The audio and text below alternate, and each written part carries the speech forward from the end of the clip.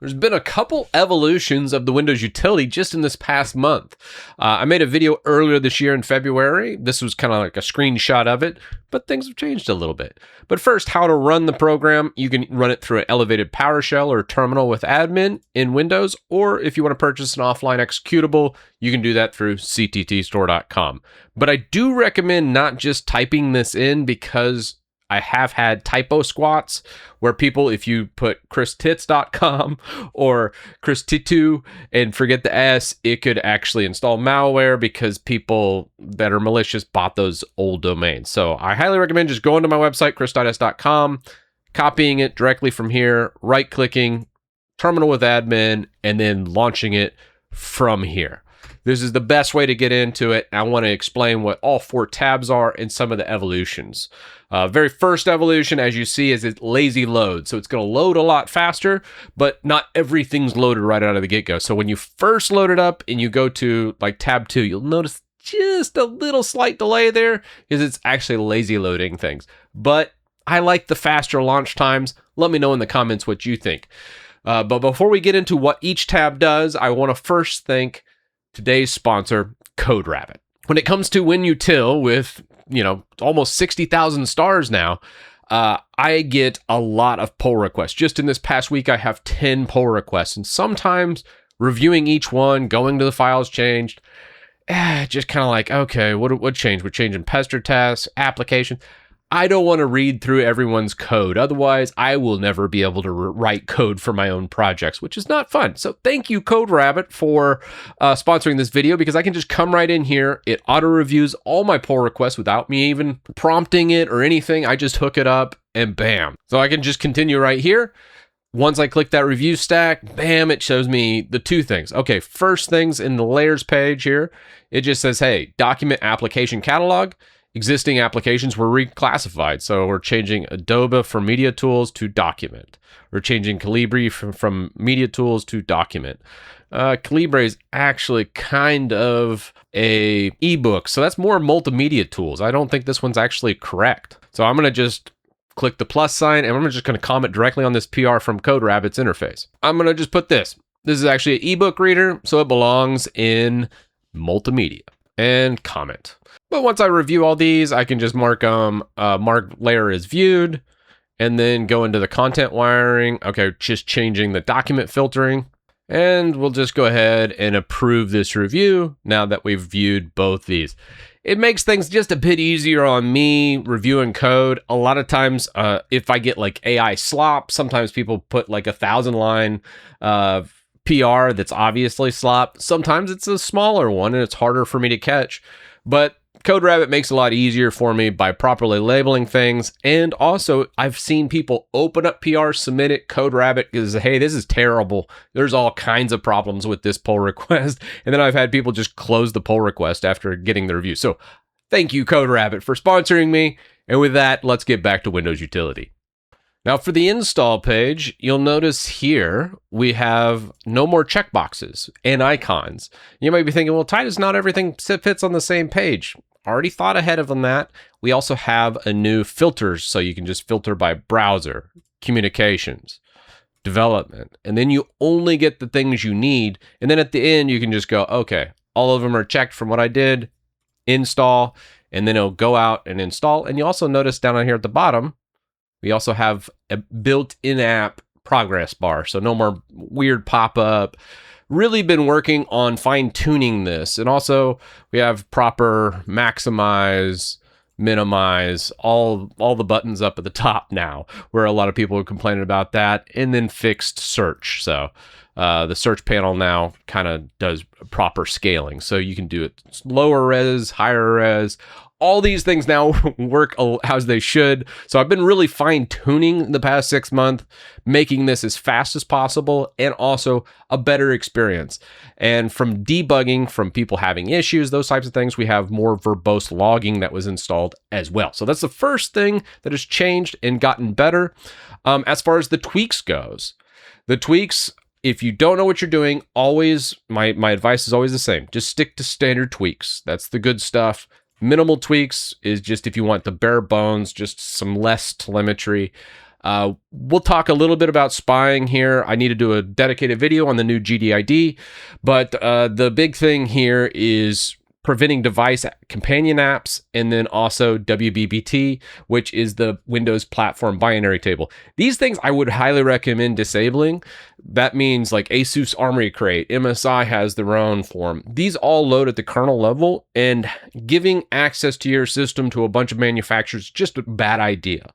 Obviously, like LG putting McAfee and other crap pop-ups on your system. You don't want any of that. So this blocks all companion apps from installing from the hardware being plugged in. And that's a big thing. And I think this is just common sense. And if you need any reference, I've referenced the ASUS hack from Armory Crate multiple times in past videos. But even more so, the disable global device identifier. A lot of people are talking about this. I know there was a tweet by, I think it was Dave Plummer, where he incorrectly said it was UUID and Microsoft doesn't track. That's incorrect. There is a GDID, global device identifiers in Windows is a real thing. But also there's other information out there saying you can't get rid of this, you can't disable it. Hey, I'm just a guy that fixes things. That's all I am. And I view it as a challenge. I think we can disable or modify the GDID to be less accurate. And there's a lot of ways about doing this. Currently tinkering with a lot of that, but I also don't want to affect anything if Microsoft ties it to, let's say, activation of certain products or Microsoft Store purchases. I don't want to interfere. So currently testing a bunch of different things on modifying and removing that spyware from Windows, or at least obfuscating it so it's not as evident. So if you go, you can't be tracked through 3 different countries and then get arrested because of what's on your computer because you use Windows. It's a real story. I can't believe we have to talk about this in this year, but you know, there's crazier things out there. Anyways, long story short, stick to these standard tweaks. Do not check everything. Big tweaks, I'd say stay away from full screen optimizations. This is a bad tweak, I think. A lot of people were talking about like flickering and those types of things. So I highly recommend don't checking the full screen optimizations. These are something I'm tinkering with, and I'm going to remove this tweak because I think it causes more problems than it is. Another thing is the multi-plane overlay. Tinkering with these 2 things has caused some issues with just specific hardware. So I'm not ready to pull these tweaks yet, but something you should be aware of. Don't just go willy-nilly with these 2 tweaks because they can cause problems if you don't know what they're doing. That's why I say stay with the standard and minimal tweaks only. As far as the config tab, not too much has changed here. You have your legacy panels right here. The big things I would say that people use out of this is the old school printer panel. A lot of people think these just disappeared. They didn't. Actually, it's just right there. Sound settings, I still prefer the old sound setting. And then Windows Restore. Should something go wrong with the tweak, pull up old school system restore. Anytime tweaks are done on the toolbox, this creates a restore point. So when you go next, you'll have a restore point from the last time this was run. Updates has also gone through a bit of a revamp. We've streamlined this, properly saying, hey, recommended updates only works on Pro Enterprise Education editions. Home does not work. There was some confusion here, so I went ahead, made this much more visible. So home users, if you don't want the default Windows that Microsoft gives you, you can disable.